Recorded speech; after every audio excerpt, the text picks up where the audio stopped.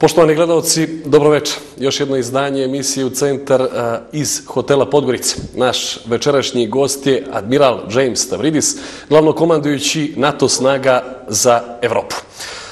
Mr. Stavridis, good evening and welcome. Thank you. It's wonderful to see you again. It's my pleasure to talk to you again. We already met in Budva 3 years ago when you also have an official visit to Montenegro. I did. The same first question like 3 years ago. Okay. How do you estimate the current situation in the region, and what can you tell us about the progress regarding NATO accession with a special concern on Montenegro? Does anything change in the meantime? Yes, I think a great deal has changed in the region, and I think it is very positive change by and large. For example, when we sat down 3 years ago, we had 15,000 NATO troops in Kosovo. Because the situation there has continued to improve, we have reduced that number to only 5,000 today. Now, there are still challenges in Kosovo, of course, which we are aware of, but we are in dialogue, and we see a safe and secure environment in Kosovo. We see increasing levels of dialogue between Serbia and Kosovo. So I think there's been improvement there. In Bosnia-Herzegovina, we see a nation that has begun what we call a membership action plan, provisionally toward membership in NATO, and has recently worked very hard to resolve some problems with defense property.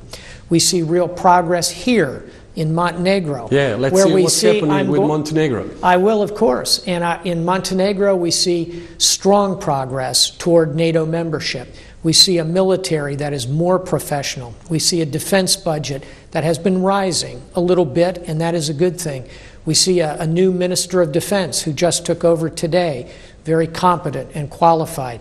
We see a very experienced Chief of Defense, Vice Admiral Stavridis, who has now been in place for 3 years. So we see lots of progress, and I would also add, in those 3 years, we have seen Montenegrin troops deploy to Afghanistan, where they have done an exceptionally good job working in peacekeeping operations with NATO and non-NATO members. So I think there's been a lot of progress. I think Montenegro is closer today to NATO membership, and I hope that day comes soon when Montenegro is a full member of NATO. We will speak about that day later. So what is your opinion regarding the enlargement of the alliance? And should we expect that this issue could be discussed at the forthcoming summit in Chicago?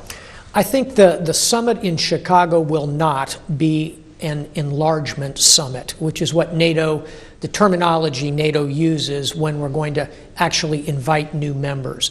I think, however, that the spirit of the open membership to NATO, the treaty provisions that allow any nation that meets the NATO standards, is a democracy, and is accepted by all the nations, I think that will be discussed, and I think Montenegro's voice will be heard in that process. Maybe real question is, what can we expect for Montenegro at this summit? Something precisely, or just the future guidelines? Well, you know, that's a political decision that will be made by the Secretary General.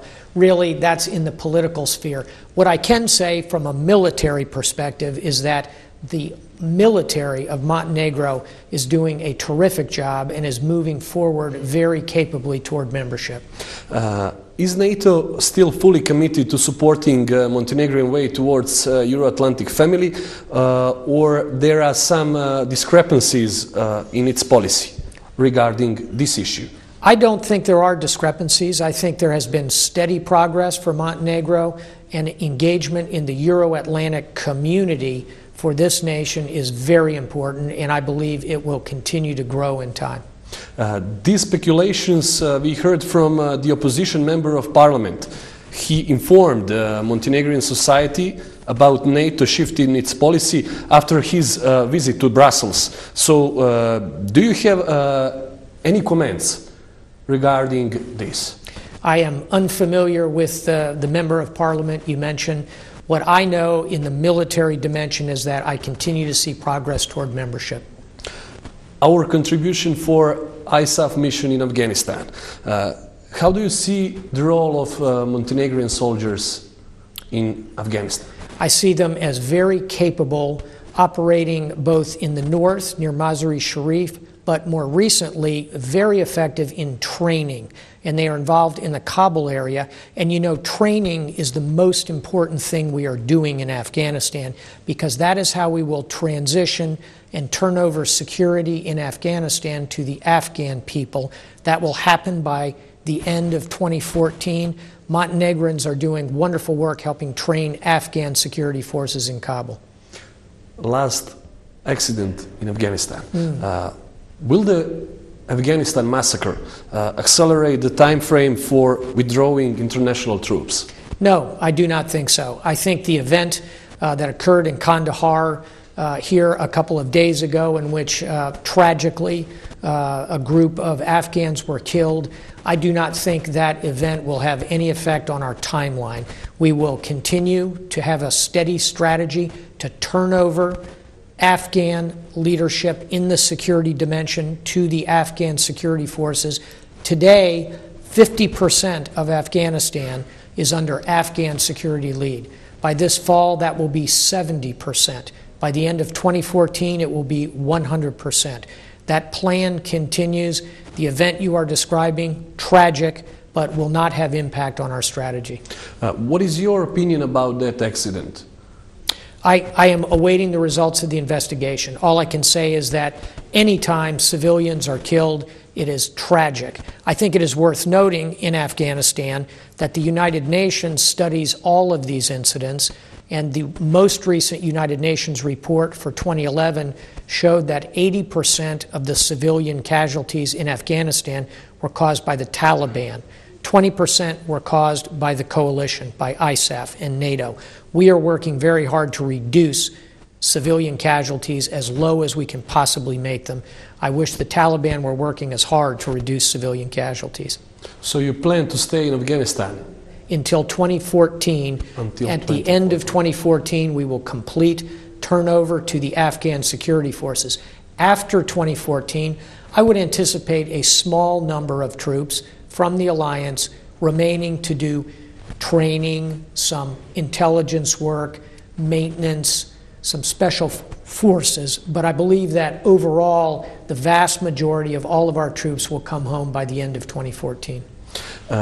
What are the advantages and disadvantages for a small country and small society like we are?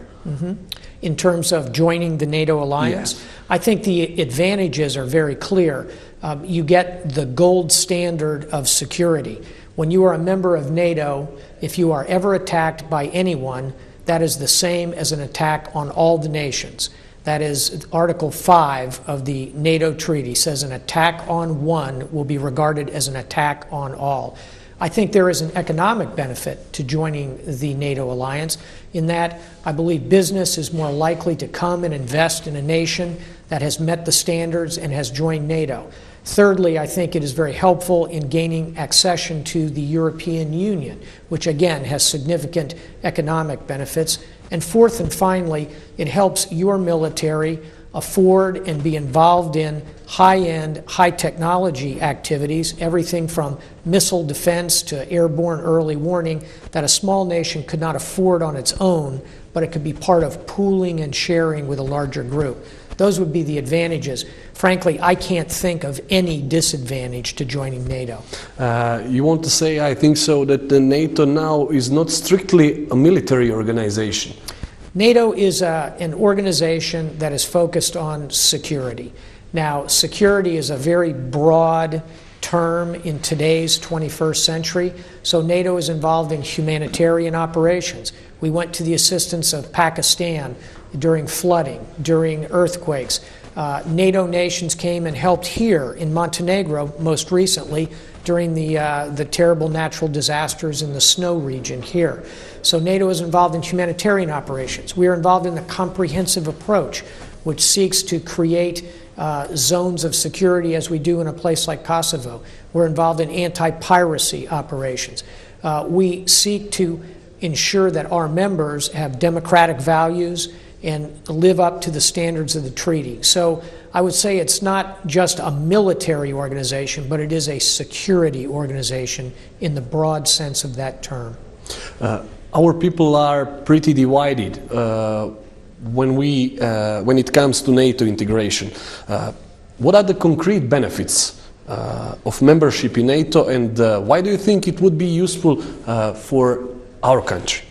As I said a moment ago, I think the concrete benefits are we need a concrete message for our citizens.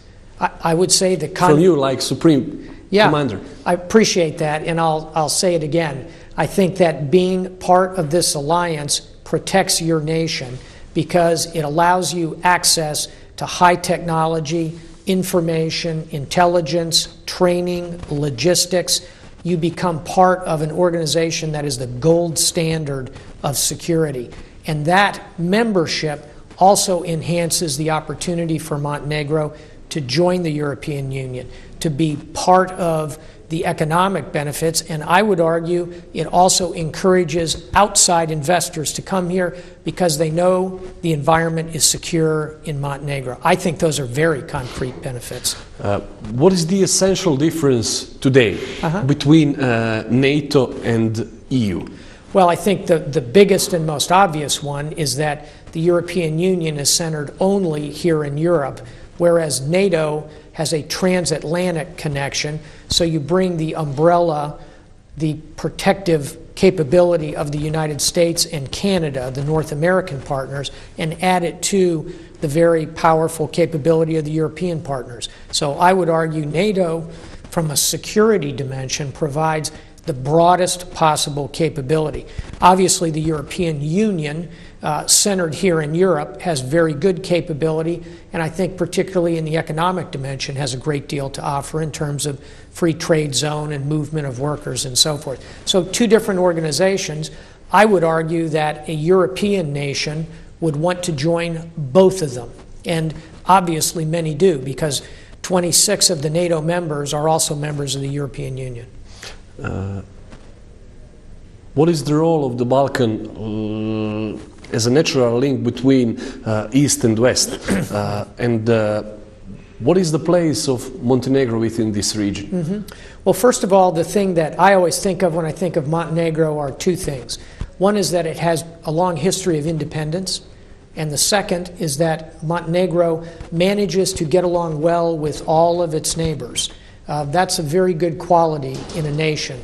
And so I think Montenegro, which is a multi-ethnic society, is a very good example here in the Balkans of how people can get along in a society even if they are from different religions or ethnic backgrounds. So that is the role of Montenegro. Now, in terms of the Balkans broadly, I think that the Balkans really are a vital part of Europe. They have great human capital.